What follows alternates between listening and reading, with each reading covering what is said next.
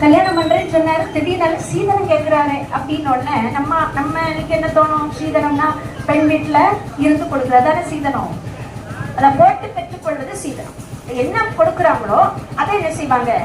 வாங்கிக்குவாங்க. இன்னைக்கு கேட்டு பெற்றுக்கொள்வது சீதனமாகி விட்டது. கேட்காம இருந்தாலும் வித்தியாசமா நினைக்குப்பாங்க இந்த உலகம். அதுபோல நினைத்து கொண்டு ஐயா இப்படி நம்மகிட்ட சீதனம் கேட்கிற போது நாம ஏன் நம்ம உரிமையை விடணும் அப்படின்னு சொல்லிட்டு, ஐயா நாங்கள் சீதனம் தர வேண்டும் என்று சொன்னால் அதற்கு நீர் என்ன பரிசம் கொடுக்கல அதை சொல்லும் அப்படின்னா. பரிசம் என்ன சொல்லுவீங்க உங்க ஊர்ல? தெரியாம நான் வேற ஒரு கதையை விட்டு இருக்க கூடாது. பரிசம் போடுறதுன்னு உண்டா? பட்டு கட்டுறதுன்னு சொல்லுவீங்களோ? நிச்சயதார்த்தம் என்கேஜ்மெண்ட்னு ஆயிட்டு. ஆனா பரிசம் போடுறது எப்படின்னா, மகனுக்கும் பெண்ணுக்கும் ஆணுக்கும் மனம் ஒத்து எல்லோருக்கும் ஒத்து போய் அதுக்கப்புறம் நிச்சயம் பண்ணுவாங்க இல்லையா? அந்த நிச்சயத்துல மணமகன் தன்னுடைய வயிற்ற காமிப்பார். தனக்கு என்ன பொருளாதாரம், தனக்கு என்ன வெல்த் செல்வம் இருக்குது, அத அந்த சபையிலே காமிக்கும்படியாக அந்த பெண்ணுக்கு கொடுக்கும்படியாக ஒரு பொருள் என்ன செய்வார்? பரிசமா போடுவார். சில ஆடு என்ன செய்யும்? ஒரு பட்டை கொண்டு கொடுக்கும். சில ஆடு ஒரு பொருள் மோதிரம் போடும். சில ஆடு 2 பவுன் காப்பு போடலாம். இல்ல சில ஆடு வைரத்தால நெக்லஸ் கூட போடலாம். நடக்குதான் செய்யுது. நம்ம மக்கள் சான்றோர்கள மக்கள் இவ்வளவு வெல்த்ல இருக்கிறாங்க. ஆங்காங்க பெரிய பெரிய பிசினஸ்ல இருக்கிறவங்க எல்லாம் யாரு? சான்றோர்கள மக்கள் தான். அதனால தப்பு இல்லை, அப்படிலாம் போடுவாங்க. சில பேர் அதற்கு தகுந்த மாதிரி எளிமையான முறையில என்ன செய்வாங்க? பண்ணுவாங்க. அப்ப இந்த மணமகன் என்ன பரிசம் கொடுக்கிறாங்க, அதான் பரிசப்பு. அதற்கு ஏற்ற மாதிரி பெண் வீட்டுல இருந்து என்ன செய்வாங்க?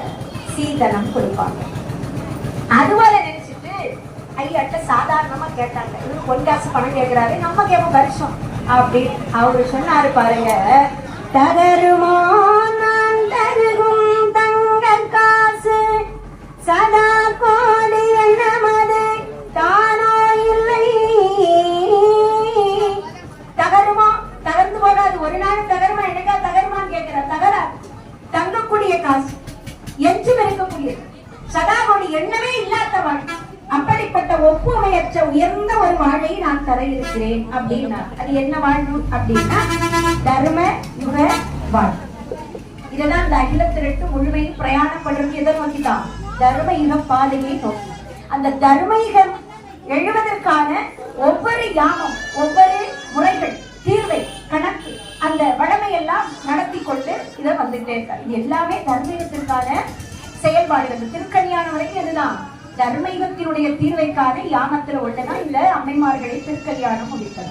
அப்ப அந்த அழியாத வாழ்வு உங்களுக்கு தவறேன்னு இதுக்கு தானே எல்லாரும் மண்டாடுறாங்க. எத்தனையோ சித்தர்களும் முத்தர்களும் பறந்து சொத்து இல்லையா உடம்ப கல்பமாக்கி. ஏன் அப்படி இருந்தாலும் அந்த உடம்பு மூலம் இந்த உடம்புல இருக்கக்கூடிய சிவரை அறிந்து சிவத்தை அறிய வேண்டும் என்பதற்காகத்தான் என்ன செய்யறாங்க? ஓடுறாங்க இல்லையா? ஆனா ஐயா என்ன செய்யறாங்க? ஈஸியா ஒரு கிஃப்டா தர்றேன்னு சொல்லிட்டாங்க. அப்ப நான் தரக்கூடிய பரிசம் தர்ம யுக வாழ்வு, அழியாத வாழ்வு. இதற்கு இப்ப சொல்லுங்க, நீங்க என்ன சீதனம் தருவீங்க அப்படின்னு கேட்டாங்க. இவங்களுக்கு ஒன்னும் சொல்ல முடியும். ஏன்னா நம்ம சாதாரண ஒரு நிலையில எண்ணிக்கொண்டு நாம ஐயாட்ட பரிசம் கேட்டோமே, அழியாத வாழ்வை தருவேன்னு சொன்னாரு. இதற்கு மேல் நமக்கு என்ன? ஒண்ணும் தேவையில்லை. அவங்க சொல்றாங்க. உடனே அப்படி சரணாகதி அடைந்தார்கள். ஐயாவிடம் என்ன செய்தாங்க? சர்வத்தையும் அர்ப்பணித்தார்கள். ஆண்டவரே பரிசம் தருவீரானால் யாமடியாராடுகின்ற வஸ்து எல்லாம் கூண்ட வண்ணம் பொன்னுடைமை ஆடு குருபரனே யாங்கள் வரை உமக்கு சொந்தம்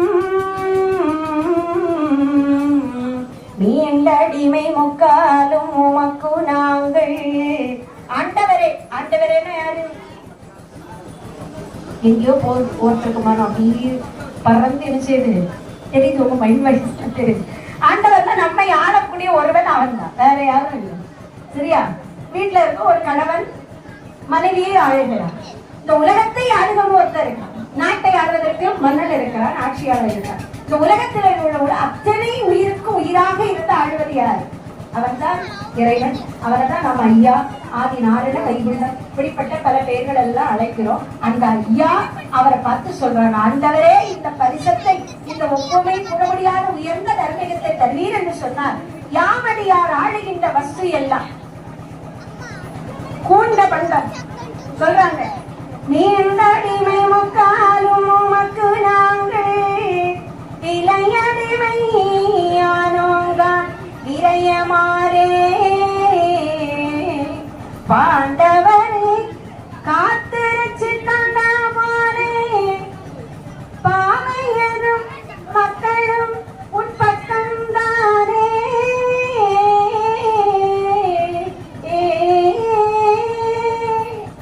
வீட்டடிமை முக்காலும் உமக்கு நாங்கள் விலை அடிமை கொண்டோம் ஐயா. விலை அடிமைனா என்ன? ஒரு பொருளை வாங்குறோம், வாங்கி அந்த பொருளை நம்ம கைக்கு வந்துட்டு அது யாருக்கு சொல்லுவோம்? யாரு வாங்குறாரோ அவருக்கு சொல்லுவோம். ஒரு சொத்தை நாம விற்கிறோம், வித்த அப்புறம் யாருக்கு சொல்லணும்?